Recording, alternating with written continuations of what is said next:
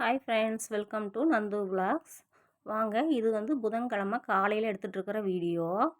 காலையில் வந்து பால் வாங்கிட்டு வந்து பால் காய்ச்சியாச்சுங்க. இந்த நாள் வந்து இப்படி தான் ஸ்டார்ட் ஆகும், தினத்துக்கும் இப்படி தான் ஸ்டார்ட் ஆகும். பால் காய்ச்சறதுல இருந்தால் கிச்சன் வேலை ஸ்டார்ட் பண்ணுவேன். பால் காய்ச்சி வச்சுட்டு அது ஆறுனதுக்கப்புறம் அதுக்கு வந்து உரைய ஊற்றிக்குவேன்.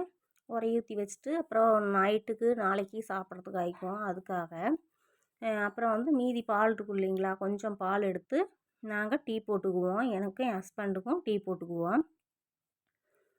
டீ போட்டு குடிச்சிட்டு அதுக்கப்புறமா தான் வேலையெல்லாம் ஸ்டார்டிங் ஆகும். ஆனால் காலையில் டைம் வந்து எவ்வளோ தான் டைம் இருந்தாலும் பத்தவே பத்தாது எங்களுக்கு. அந்த மாதிரி தான் இருக்கும். நானும் ஒரு பக்கம் வேலை செய்வேன், என் வீட்டுக்காரரும் ஹெல்ப் பண்ணுவார். ஆனாலும் வந்து வேலை முடியாது. அந்த 9 மணி வரைக்கும் வேலை இருந்தே தான் இருக்கும். அதுக்கப்புறமா தான் அவங்கவுங்க ஒர்க்குக்கு கிளம்புவோம்.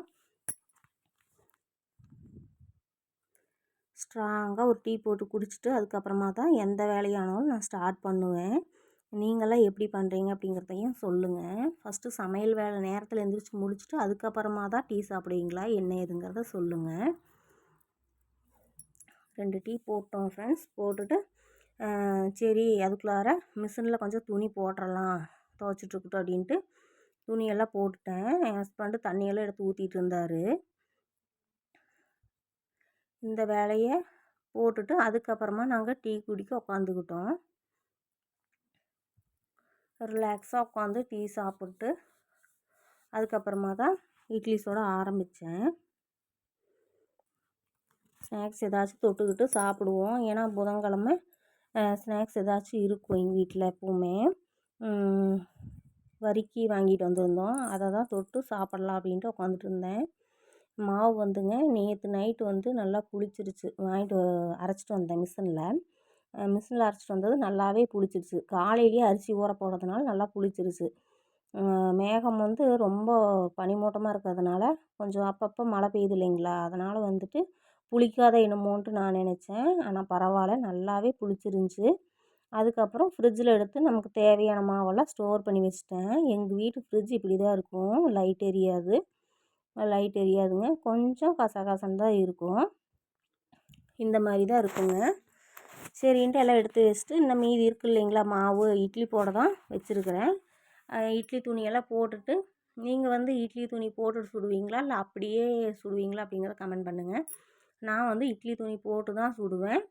ஏன்னா வந்து அதுக்குள்ளார வந்து சின்ன சின்ன ஹோல்ஸ் இருக்கும். இட்லி அந்த குழிக்குள்ளார வந்து சின்ன சின்ன ஓட்டை இருக்கும். அதனால் வந்து மாவு ஊற்றினா அப்படியே நிற்காது. அதனால் வந்து நான் துணி போட்டு தான் சுடுவேன். அடியவே வந்து உருளைக்கிழங்கு போட்டுருவேங்க. உருளைக்கிழங்கு சாம்பார் வேணும்னா அடியே உருளைக்கிழங்கு போட்டால் அது வந்து நல்லா வெந்துடும். அதுக்கப்புறமா மாவு ஊற்றிக்குவேன். கரெக்டாக தண்ணி வந்து நல்லா கொதித்ததுக்கப்புறம் தான் வந்து மாவு ஊற்றுவேன். மாவு ஊற்றிட்டு அப்புறமா மூடி வச்சோம்னா ஒரு 20 நிமிஷத்துலையே இட்லி வந்து நல்லா ரெடி ஆயிரும். கரெக்டாக 20 நிமிஷம்தான். ரொம்ப 20 நிமிஷத்துக்கு மேலே லேட்டாக எடுத்தாலும் கொஞ்சம் ஹார்டாக இருக்கும். 20 நிமிஷத்துக்கு முன்னாடி எடுத்தாலும் வெந்திருக்காது. அதனால் வந்து கரெக்டாக 20 நிமிஷங்கிறத நான் கரெக்டாக மென்ஷன் பண்ணி எடுத்துக்குவேன்.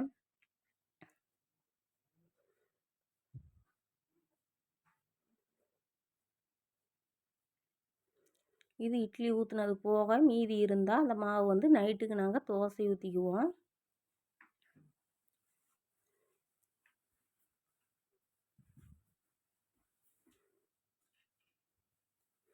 இதுக்கு வந்து உருளைக்கிழங்கு வந்து குருமா மாதிரியும் செய்வோம். காலையில் வந்து செய்கிறப்ப சாயந்தரம் ஸ்கூல்லேருந்து வந்தாங்கன்னா அந்த உருளைக்கிழங்கு குருமாலாம் வந்து கெட்டுரும் இல்லைங்களா, நம்ம பூரி உருளைக்கிழங்கு அந்த மாதிரி பண்ணால் கெட்டுரும்.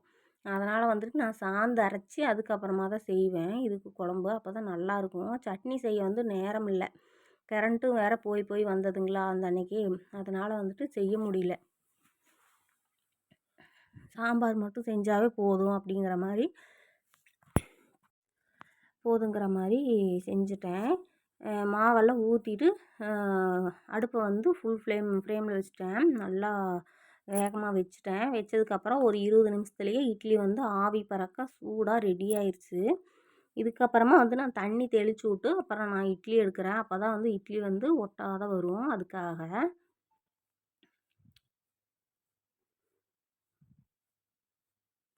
கை வந்துங்க சூடே பொறுக்க முடியல. அந்த அளவு பயங்கரமாக சூடாக இருக்குது.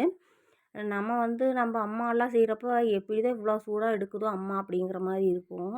இப்போல்லாம் நம்மளே அதை செய்கிறப்ப இது பெரிய விஷயமே இல்லை அப்படிங்கிற மாதிரி தான் தோணுது. ஏன்னா அந்த அவசரத்துக்கு ஸ்கூல் டைமுக்கு பண்ணுங்கிறப்ப அந்த சூடெல்லாம் நமக்கு தெரியல. அந்த அளவுக்கு பிஸி ஆகிட்டோம் இப்போது. இதெல்லாம் ஒரு விஷயமா இல்லை அப்படின்ட்டு நம்ம சூடாகவே செய்கிறோம். அதே போல் தான் நம்ம அம்மாவும் இருந்திருக்கிறாங்க. இப்போ தான் தெரியுது.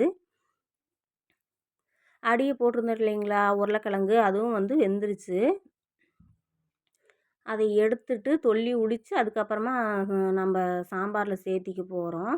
இந்த தண்ணி நம்ம கொட்டிடலாம். ஏன்னா உருளைக்கிழங்கோட அந்த அழுக்கெல்லாம் வந்துருச்சு பார்த்தீங்களா, அந்த தொலியில் இருக்கிற அழுக்கெல்லாம் அந்த தண்ணியில் இருக்குது. அதனால் இதை கொட்டிட்டு வேறு தண்ணி யூஸ் பண்ணி தான் மறுபடியும் நம்ம 2வது செட்டு இட்லி சுட போகிறோம்.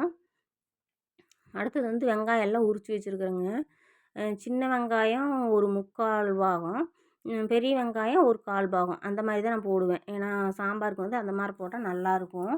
ஃபுல்லாகவே சின்ன வெங்காயமாக போட மாட்டேன். அதுவும் இல்லாத காலையில் அப்படி உட்காந்துட்டு தொளிக்கிற அளவுக்கு ரொம்ப டைமிங் இருக்காது. தக்காளி ஒரு 6 தக்காளி பக்கம் போட்டேன். அப்போ தான் நல்லாயிருக்கும். குழம்பும் கெடாது. சாயந்தரம் வரைக்கும் நல்லாயிருக்கும். பிள்ளைங்க ஸ்கூல் போயிட்டு வந்தாலுமே தோசை சுட்டு கூட சாப்பிட்லாம். அதுக்காக தக்காளி ஒரு 6 தக்காளியாட்டம் போட்டேங்க. போட்டு இடையிலேயே தேங்காய் எடுக்கலாம் அப்படின்ட்டு இந்த கம்பி இருக்குது பார்த்தீங்களா, இது நான் ஒரு கோயிலில் வாங்கினேன். நல்லாவே ஹெல்ப்ஃபுல்லாக இருக்குது. இந்த கம்பியில் அப்படியே ஒரு கோடு கோடாக போட்டுவிட்டு நம்ம எடுத்தோன்னா அப்படியே உள்ளே விட்டு சொருவி எடுத்தால் நல்லா வந்துடுது. சூப்பராக வந்துடுதுங்க. அதுக்கப்புறமா நம்ம ஸ்லைஸாக கட் பண்ணி வதக்கிக்க வேண்டியதான். ஸ்கூலுக்கு டைம் ஆகிடுச்சேன்ட்டு பரபரப்பாக தான் பண்ணிகிட்ருக்கிறேன். இப்போது பரபரப்புலையே தான் வீடியோவும் எடுத்துகிட்ருக்குறேன். கரண்ட் அப்பப்போ போயிட்டே இருக்குது. இதுக்கு கொஞ்சம் கடலை சேர்த்திக்கிறேன். பொட்டுக்கடலை இது லைட்டாக மட்டும் சேர்த்திக்கிறேன். ரொம்ப இருந்தால் ரொம்ப கெட்டியாக இருக்கும். ரொம்ப போடலினாலும் தண்ணி படம் இருக்கும் குழம்பு. அதனால் நல்லா இருக்காது இந்த குழம்பு. அதனால் கொஞ்சமாக கடலை சேர்த்திட்டு அதுக்கப்புறமா நம்ம தேங்காய் சில்லெல்லாம் அதில் போட்டு சேர்த்திக்கலாம். சேர்த்திட்டு நல்லா வதக்கிக்கலாம். நல்லா வதக்கிட்டு இதுக்கு மசாலா என்னென்னா, நம்ம சாம்பார் தூள் இருக்குது இல்லைங்களா, நம்ம சாம்பாருக்கு போடுற சாம்பார் தூள், வரமிளகாய் தூள் இதை தான் போட போகிறேன். மஞ்சள் தூள் கொஞ்சம் இதுலேயே போட்டேன். காரம் கம்மியாக தான் நான் வைக்கிறேன். இது ஆறுனதுக்கப்புறம் அரைச்சி எடுத்துக்கிட்டு நம்ம தாளிப்பு கொடுத்துட வேண்டியதுதான்.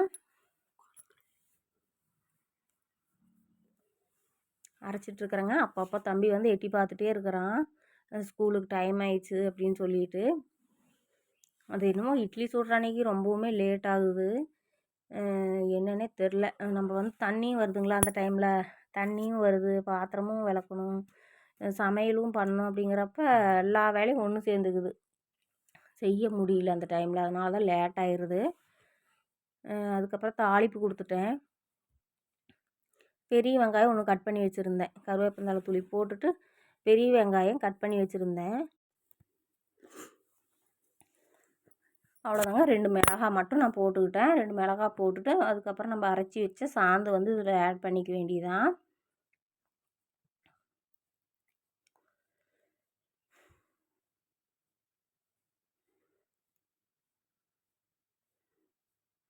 நல்லா வதங்கிடுச்சு. வெங்காயம் நல்லா வதங்கினதுக்கப்புறம் நம்ம சாந்து ஊற்றிக்க வேண்டியதாங்க இதில். அப்போ தான் காலையிலைக்கும் மத்தியானத்துக்கும் கரெக்டாக இருக்கும். டிஃபனுக்கு, காலையில் சாப்பிட்றதுக்கு. அதுக்கப்புறம் ஈவினிங் வந்தால் பிள்ளைங்க நம்ம 4, 4:30க்கெல்லாம் வந்துடுறாங்க. அந்த டைம் டக்குன்னு நம்ம சமைக்க முடியாது இல்லைங்களா. அப்போ இந்த மாதிரி குழம்பு வச்சுட்டா மாவு இருந்தால் தோசை கூட ஊற்றி கொடுத்துர்லாம் டக்குன்னு. அதுக்காக இந்த மாதிரி அரைச்ச குழம்பாவே பண்ணிடுறது நான். இது தேவையான உப்பு போட்டாச்சு. இப்போ குழம்பு தண்ணி படம் இருக்குது இல்லைங்களா, இது நம்ம உருளைக்கிழங்கு போடுறதுனால கெட்டியாயிரும். பாருங்கள், உருளைக்கிழங்கு போட்டுட்டோம். இப்போ தண்ணி படம் இருக்கா, இது கொஞ்சம் ஆறுனதும் நல்லா கொதி வந்ததுக்கப்புறம் ஆறுனதும் கெட்டியாயிரும். பாருங்கள், இதான் கெட்டியாயிடுச்சு. போதும். இதை விட ரொம்ப கெட்டியாக இருந்தாலும் நல்லா இருக்காது. அதுக்காக இந்த பதத்தில் எடுத்து டிஃபனுக்கு பேக் பண்ணலான்ட்டு பண்ணிகிட்டு இருக்கிறேன். தம்பி முன்னாடியே போயிட்டான். ரொம்ப டைம் ஆயிடுச்சுன்னு சொல்லிவிட்டு அவனுக்கு டக்குன்னு இட்லி மட்டும் 2 போட்டு கொடுத்தேன். நான் பேக் பண்ணுறதுக்கு லேட் ஆகும்ன்ட்டு அவங்க அப்பா கூடவே அவன் போயிட்டான். சரின்ட்டு அப்புறம் பாப்பாக்கிட்டேயே வந்து நான் லஞ்ச் பேக் 2யும் கொடுத்து விட்டேன். தம்பிக்கும் போட்டு கொடுத்து விட்டேன். அப்புறம் பாப்பா தான் எடுத்துகிட்டு போயிட்டு இருந்தா. பாப்பா வந்து தலை சீவறதுக்கு லேட் ஆகும் இல்லைங்களா, அதனால் வந்து அவன் விட்டடிச்சிட்டு போயிட்டான். சரி பாப்பாவை நீ கூட்டிகிட்டு வாம்மா, நான் போகிறேன் அப்பா கூட அப்படின்னு சொல்லிட்டு அவன் போயிட்டான். இதுக்கப்புறம் 2 பேர்த்துக்கும் பேக் பண்ணிவிட்டு பாப்பாவுக்கு வந்து தலை சீவி விட்டேன். தலை சீவி விட்டு பூ கொஞ்சம் இருந்ததுங்களா, பூ வச்சு விட்டு சரி கொண்டு போய் ஸ்கூலில் விட்டுறலாம் அப்படின்னு கூட்டிகிட்டு போயிட்டுருக்குறேன். அவ்வளோதாங்க. இந்த டே வந்து இப்படி தான் போச்சு. இதோட இந்த வீடியோ முடியுது. ஸ்கூலுக்கு கிளம்பிட்டோம். ரெடியாக நிற்கிறா பாப்பா கிளம்புறதுக்காக. அவ்வளோதான். பிடி சார் வெளியவே நின்றுட்டு இருந்தார். ஏன் லேட்டுன்னு கேட்டார். கொண்டு போய் விட்டாச்சு. அவ்வளோதாங்க. பிடிச்சிருந்தா சப்ஸ்கிரைப் பண்ணுங்கள். பாய்.